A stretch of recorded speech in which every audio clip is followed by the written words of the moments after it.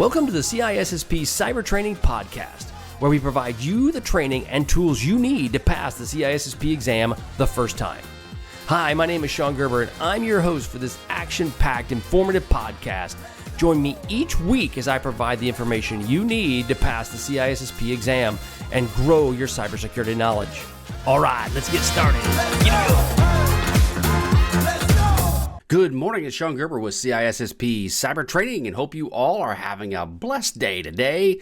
Today is CISSP Question Thursday, so we are excited about going over some various CISSP questions, and today is going to be over Domain 7 of the CISSP. And in this episode, we're going to be talking about firewalls, next-generation firewalls, packet filtering, and so forth, because as you all know, this is a follow-on to what we talk about on Monday. And on Monday, we talked about next-generation firewalls, packet filtering, and so on. So bottom line is that we set this up so that on Mondays, we have the podcast, and then on Thursdays, we actually go over some of the questions. But before we go over some of the questions today, we're going to go over an article I saw in the InfoSec industry, and this actually originally came out of the Wall Street Journal as it relates to U.S. insurers use drone photos to deny home and insurance policies. Now, I don't know if you're aware of this, you may or may not be, but as it relates to the insurance industry, they're being very tight on paying out claims. And one of the interesting parts is, it's a little bit on the cyber side, but not really, sort of, kind of, is around the use of drones. And supposedly, State Farm is one of these companies that is using drones.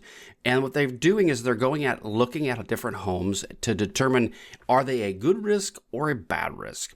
And the interesting part about all of this is that as they come in, they're sending their drones over the home, so they're looking if they have roofs are good, if their fences are bad, if they have other issues that in the past they just took the owner's word for it, whereas now they actually can get a drone, fly over a person's home, get a better idea of what the actual risk is.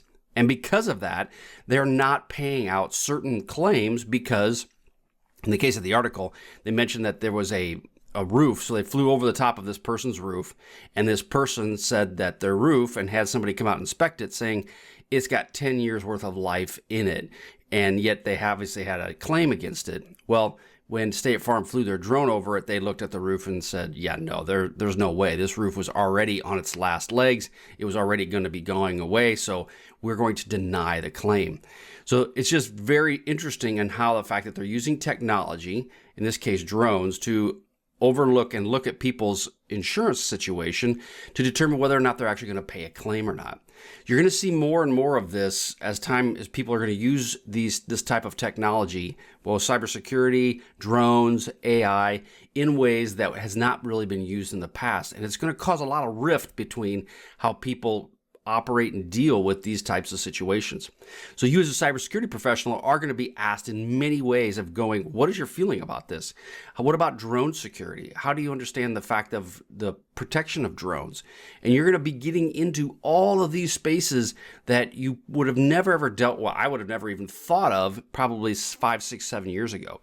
In today's world, you're going to be involved in it because technology is going so fast for people that it's extremely hard to update and keep on top of things. I'm getting hit on a daily basis, almost sometimes hourly, it seems like, asking questions about cybersecurity and what should they do. So as you get into this space, you're going to see real quick, there's going to be great opportunities, but in some cases it can almost be a little overwhelming that there's so much out there.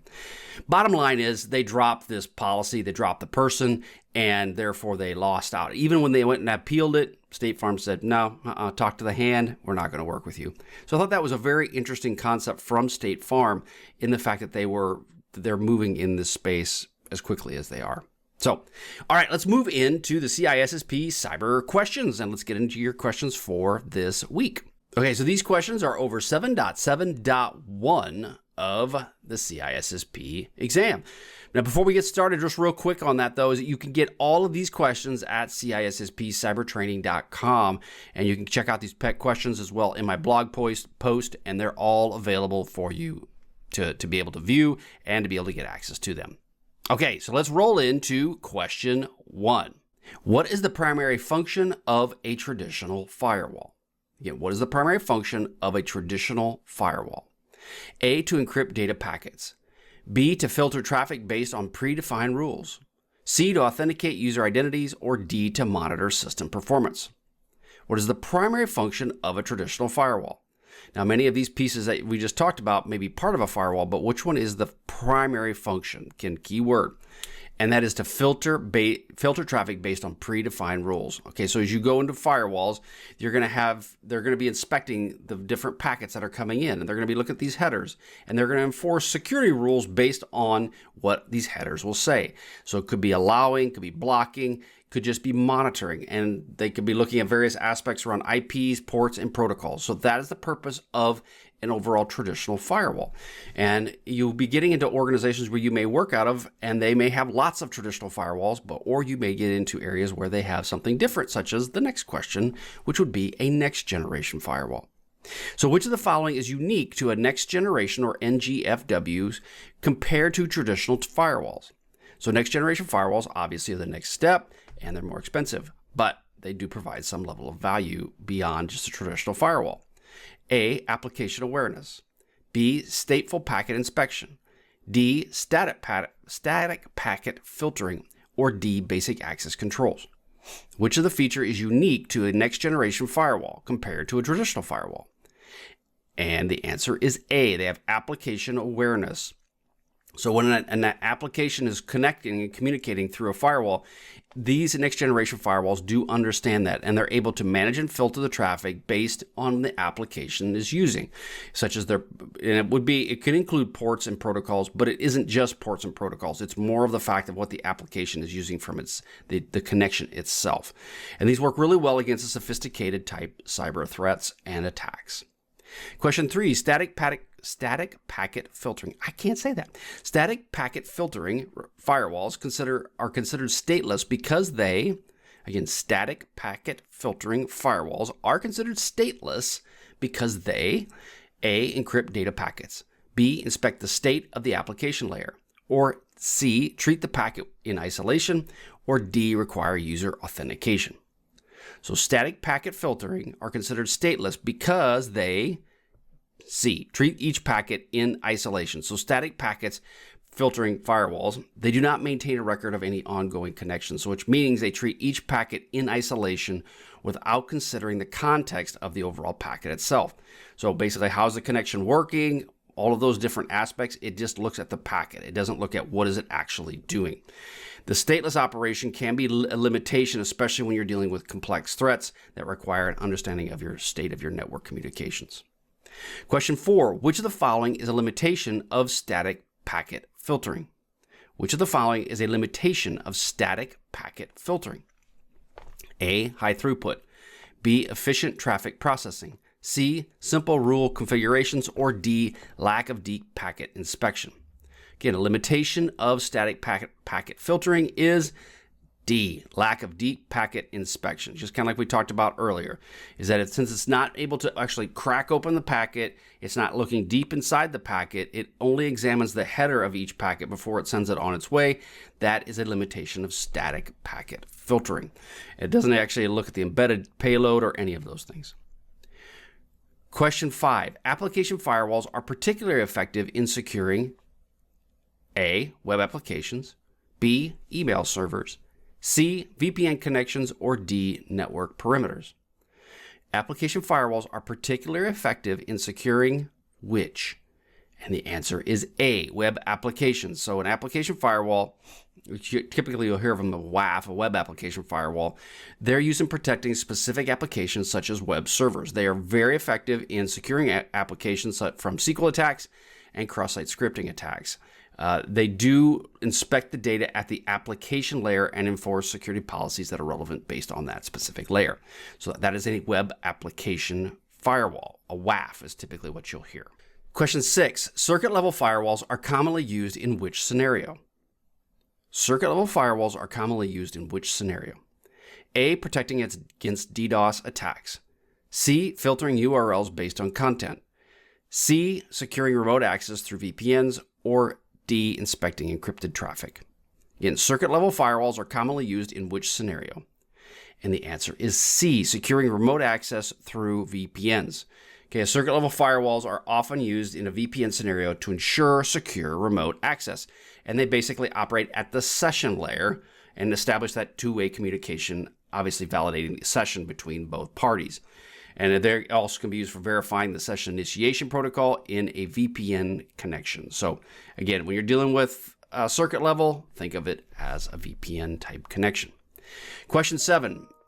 Proxy servers enhance security by acting as acting as intermediaries between users and internet. C, encrypting all data packets. D, performing antivirus scans on endpoints. Or D, implementing two-factor authentication.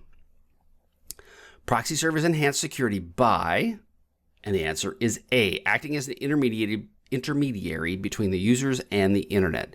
Proxies do this through an anonymity. See, I get these big $10 words, don't get them. Anonymity, right? Anonymous ways, and they basically cache the content and ensure that the security is enabled.